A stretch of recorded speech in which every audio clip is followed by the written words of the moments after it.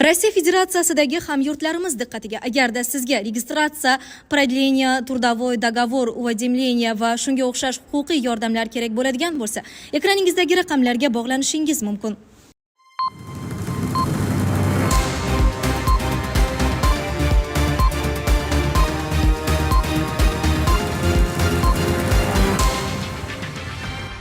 Kunning muhim va dolzarb yangiliklari bilan dunyo yangiliklari o'z ishini boshladi. Pasxa bayrami bizga sevgi va umid, yaxshilik va adolatga ishonch bag'ishlaydi. Putin. VP Yevropa Ukrainaga to'g'ridan-to'g'ri qurol yetkazib berish o'rniga uning mudofaa sanoatini qo'llab-quvvatlamoqchi. Janubiy Koreyada noma'lum erkak ko'p qavatli uyni yoqib yubordi. Fox News telekanali Kiyevni Rossiya shahri deb atadi. Xitoy o'z savdo sheriklarini ogohlantirdi. AQSh Zaporojye AES yaqinidagi hududlarni nazoratga olishni taklif qildi. Toshkentda bir necha avtomobillarga shikast yetkazgan Gentradagi 3 kishi qamaldi. Pasxa bayrami bizga sevgi va umid, yaxshilik va adolatga ishonch bag'ishlaydi. Putin. Pasxa bayrami bizga umid, sevgi, yaxshilik va adolatga ishonch bag'ishlaydi. Bu haqda Rossiya prezidenti Putin Pasxa bayrami munosabati bilan Kreml saytida e'lon qilingan tabrigida ma'lum qildi. Ulug' Pasxa bayrami bizga sevgi va umid, ezgulik va adolatga ishonch bag'ishlaydi. Bizni mustahkam ma'naviy va axloqiy ideallar atrofida birlashtiradi, deb ta'kidlagan Rossiya rahbari. Uning so'zlariga ko'ra, har doimgidek bugungi kunda ham Rus pravoslav cherkovi va boshqa nasroniy konfessiyalari odamlar o'rtasida ijtimoiy totuvlik va o'zaro hamjihatlikni mustahkamlash, yosh avlodni tarbiyalash va oilaviy qadriyatlarni mustahkamlashda katta ilhomlantiruvchi rol o'ynamoqda. Rossiya Federatsiyasi rahbari diniy tashkilotlarning sa'y-harakatlarini alohida qayd etdi. Uning so'zlariga ko'ra, ommaviy vatanparvarlik, xayriya va ma'rifiy tashabbuslarni amalga oshirishga qaratilgan diniy tashkilotlarning sa'y-harakatlari albatta eng samimiy e'tirofga loyiq. VP Yevropa Ukrainaga to'g'ridan-to'g'ri qurol yetkazib berish o'rniga uning mudofaa sanoatini qo'llab-quvvatlamoqchi. Manbalarga ko'ra, Kiyevga bir necha yildan beri qurol yetkazib berayotgani sabab Yevropaning o'z zaxiralari tugab bormoqda. Shu bois Yevropa ittifoqi davlatlari Ukraina mudofaa sanoatiga mablag' yo'naltirish niyatida. Yevropa Ukrainaga qurol yuborish o'rniga mamlakatning mudofaa sanoatini qo'llab-quvvatlashni kuchaytirish imkoniyatini ko'rib chiqmoqda. Bu haqda yevropalik amaldorlarga tayanib The Washington Post xabar berdi. Ichki muhokamalardan xabardor VP suhbatdoshining so'zlariga ko'ra, Kiyevga bir necha yildan beri qurol yetkazib berayotgani sabab Yevropaning o'z zaxiralari tugab bormoqda. Shu bois Ukraina mudofaa sanoatiga mablag' yo'naltirish modelini ko'rib chiqayotgan davlatlar soni oshyapti. Ta'kidlanishicha, Jo Bayden ma'muriyati davrida yetkazib berilgan qurollar zaxirasi tugab borayotgani sabab Yevropa Amerika yordamining to'xtatilishini to'liq qoplay olishiga bo'lgan shubhalar tobora ortib bormoqda. VP manbasining qayd etishicha, Yevropa uchun bu arzonga tushadi. Ukrainaliklar ham qurol ishlab chiqarishi kerak va ushbu strategiyani har ikki tomon uchun foydali deb atash mumkin. Shuningdek, bu NATO davlatlariga Ukraina hududidan yangi qurol turlari, xususan ularning tajribasi kam bo'lgan dronlar ustida sinov o'tkazish poligoni sifatida foydalanish imkonini beradi. VP misol tariqasida Bogdana g'ildirakli o'zyurar gaubitsasini keltirgan. Bu NATO kalibriga mos keluvchi birinchi Ukraina gaubitsa bo'lib, u mamlakat xavfsizligini ta'minlashda yordam berishi mumkin. Urush davomida Yevropadagi ittifoqchilar bilan hamkorlik doirasida Bogdanalarni ishlab chiqarish hajmi keskin ko'paygan. 2023-yilda oyiga bunday qurollardan 6 dona ishlab chiqarilgan bo'lsa, 2025-yilda ushbu ko'rsatkich 20 tadan oshgan. Janubiy Koreyada noma'lum erkak ko'p qavatli uyni yoqib yubordi. Janubiy Koreyaning Seul shahrida noma'lum erkak 21 qavatli uyni yoqib yubordi. Hodisa oqibatida bir kishi halok bo'ldi. 11 kishi jarohatlandi. Bu haqda Yonhap xabar berdi. Hodisa 21-aprel kuni Banchxondon tumanida yuz bergan. Jabrlanuvchilardan 2 nafari ko'p qavatli uy derazasidan tushib ketib shifoxonaga yetkazilgan.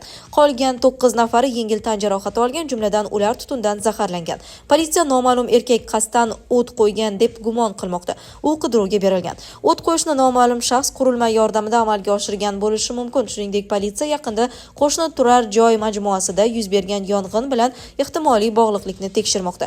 Mahalliy Koreya Jong-Ang Daily nashrining xabar berishicha, yong'inni uyushtirganlikda gumon qilinayotgan 60 yoshlar atrofidagi erkakning jasadi binoning 4-qavatidan topilgan.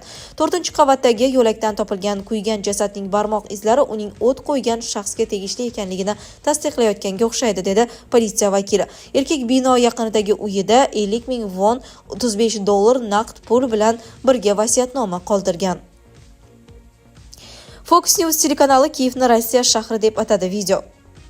Amerikaning Fox News telekanali Kiyevni Rossiya shahri deb atadi. Ukraina tashqi ishlar vazirligi holat yuzasidan uzr so'rashni va tekshiruv olib borishni talab qildi. Hodisa Fox News telekanalining butun dunyo bo'ylab, jumladan Kiyevdagi sabordan olib borilgan translyatsiya vaqtida yuz berdi. Efirda Ukraina Pravoslav cherkovining Kiyevdagi monastirida o'tkazilgan Pasxa marosimlari namoyish etilgan. Shuningdek, Rossiya prezidenti Vladimir Putin va patriarx Kirill ishtirok etgan Moskvadagi tadbir ham efirga uzatilgan. Dastlab Pasxa ibodati Kiyev Ukraina deb to'g'ri nomlangan. Biroq qisqa tanaffusdan so'ng ekrandagi matn Pasxa ibodati Kiyev Rossiya deb o'zgartirilgan. Keyinchalik mazkur xato tuzatilgan. Biroq Kiyev Rossiya shahri sifatida taxminan 20 daqiqa aks etgan. Agar bu ataylab qilingan siyosiy bayonot emas, balki xato bo'lgan bo'lsa, unda kechirim so'ralishi va bu xatoni kim qilganini aniqlash uchun tergov o'tkazilishi kerak, dedi Ukraina tashqi ishlar vazirligi rasmiy vakili Georgiy Tixi. Xitoy o'z savdo sheriklarini ogohlantirdi. Xitoy AQSh tomonidan qo'llanayotgan bosimlar evaziga savdo cheklovlari joriy qilishni ko'zlagan davlatlarni ogohlantirdi. Bu haqda mamlakat savdo vazirligi bayonot e'lon qildi. Ma'lum qilinishicha, Xitoy hukumatı savdo hamkorlarini prezident Donald Trampning javob tariqasidagi bojlaridan ozod bo'lish evaziga Pekinga qarshi chora ko'rishdan tiyilishga chaqirgan. Xitoy savdo vazirligi vakili AQShning Xitoy iqtisodiyotini izolyatsiyalashga qaratilgan tarif siyosatini izohlar ekan. Bu yondashuv barcha tomonlarga zarar ketishi mumkinligini ta'kidlagan. Imtiyozlar evaziga boshqalarning hisobidan vaqtincha foyda olish bu xuddi yo'lbarsdan terisini so'rashga o'xshaydi. Bunday yondashuv na foyda keltiradi, na barqarorlik yaratadi. Bu nafaqat boshqalarga, balki o'ziga ham zarar yetkazadi, deyiladi vazirlik bayonotida. Shunday qilib, Xitoy har qanday davlat Pekin manfaatlarini hisobga olmaydigan bitimlar tuzsa, qat'iy javob choralarni ko'rish bilan ogohlantirmoqda. 15-aprel kuni Amerikaning The Wall Street Journal gazetasi AQSh hukumati import bojlarini olib tashlash bo'yicha muzokaralar chog'ida xorijiy davlatlardan Xitoy bilan savdoni cheklashni talab qilish niyatida ekanini xabar qildi. VCG ma'lumotlariga ko'ra, Oq uy xorijiy davlatlardan Pekinga o'z hududi orqali tovarlarni tashishni taqiqlashni, xitoylik firmalarning u yerda ofis ochishiga yo'l qo'ymaslikni va Xitoydan arzon sanoat komponentlarini ularning bozorlariga kirishiga yo'l qo'ymaslikni talab qiladi. AQSh Zaporojye AES yaqinidagi hududlarni nazoratga olishni taklif qildi. AQSh Ukrainadagi sulh doirasida Zaporojye atom elektr stansiyasi atrofidagi hududlarga neytral maqom berishni va ularni Washington nazoratiga o'tkazishni taklif qilmoqda. Bu haqda 20-aprel kuni The Wall Street Journal xabar berdi. Maqolada ushbu nazorat qanday amalga oshirilishi va bu holatda Rossiya tomonidan bosib olingan Zaporojye AESni kim boshqarishi kerakligi haqida aniq ma'lumot berilmagan. VCG ma'lumotlariga ko'ra, Ukrainada o't ochishni to'xtatish rejasini ishlab chiqish doirasida Zaporojye AES bo'yicha taklif 17-aprel kuni Parijda Amerika va Ukraina delegatsiyalari o'rtasidagi muzokaralarda Kiyevga topshirilgan. Kiyev bu savolga ehtimol AQSh, Ukraina va Yevropa vakillarining Londonda bo'lib o'tadigan uchrashuvda javob beradi.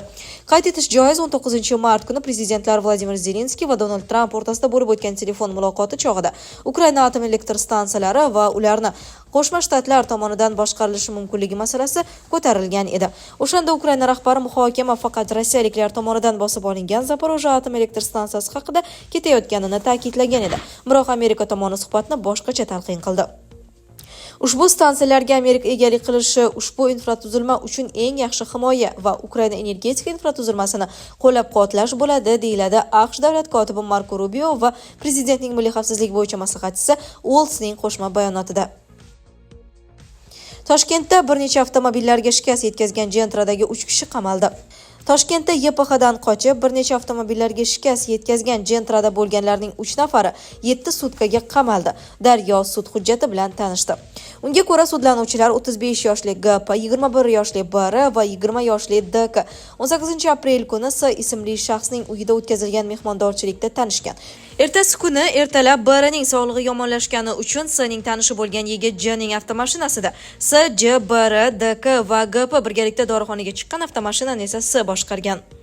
Yo'lda ularni YPX xodimlari to'xtatgani uchun avtomashina davlat raqamlarini olib qo'yishgan. S ularning ogohlantirishiga qaramasdan avtomashinani katta tezlikda boshqarib, boshqa transport vositalariga ham urilgan. Ularni to'xtatishgandan so'ng Ichki ishlar boshqarmasi xodimlari va boshqalar kelishgan. Ichki ishlar boshqarmasi binosiga olib ketishmoqchi bo'lishganida qarshilik ko'rsatib, bu yerda bo'lgan fuqarolar ularga baqirgani uchun ularni haqorat qilishgan. Ayollar qilgan ishidan pushaymonligini, bunday holat boshqa qaytarilmasligini aytib, suddan o'ziga nisbatan yengilroq jazo tayinlashni so'rashgan. Jinoyat ishlari bo'yicha Chilonzor tuman sudining 19-apreldagi qarori bilan ayollarning uchalasi Ma'muriy javobgarlik kodeksining 183-moddasi va 194-moddasi birinchi qismida nazarda tutilgan ma'muriy huquqbuzarlikni sodir etgan deb topildi. Ularning har biriga 7 sutkadan ma'muriy qamoq jazosi tayinlangan. Sizlarga yetkazmoqchi bo'lganlarimiz shulardan iborat edi. Dunyo yangiliklaridan uzoqlashmang.